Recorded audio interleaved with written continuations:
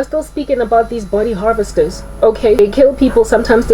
Sometimes these occult practitioners go out of their way to basically kidnap you where it is that you are walking home from school, and then slowly but surely, it's littered all over predictive programming. Movies where, if you've seen Gotham, Fish Mooney gets kidnapped and finds herself in some strange island and in an underground basement where people's organs are being harvested. One girl comes back after having been taken by the snatchers into this underground joint, and she's like, my eyes, they took my eyes. Yeah, Fish Mooney and everybody then realizes that snap, they're harvesting our organs. And then she's like, ain't nobody out here gonna harvest my organs.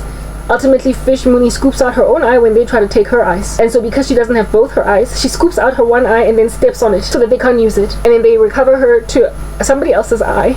Then she ends up having 2 different eye colors, and then she is promoted in that strange little harvesting factory for human beings. And then the whole story goes on and goes on. But Honako factory thing where Fish Mooney gets kidnapped. Honako that factory, the elite, it is learned, are the ones that buy these organs. They buy the eyes, they buy the nose, they buy the tongue, they buy the heart, they buy the liver, because they're on a deathbed, or they've gone blind, or they this or they that, so they can give themselves these abilities. Now that was predictive programming, because these things are actually happening in the occult, but on a spiritual level. There is a reason why occult practitioners are obsessed with harvesting organs, with harvesting body parts, and especially those of children. Children, generally it is agreed that they're going to live very long. And so an unhealthy, freaky little idiot that is passing away, that is scared to die because they're aware that they're going to hell, will actually be harvesting the heart of a child because they've got heart failure, harvesting the liver of a child because they've got liver failure, harvesting the this and the that because not to put it in their own bodies like an organ transplant, no, but to eat it, so as to conclude a spiritual transaction as opposed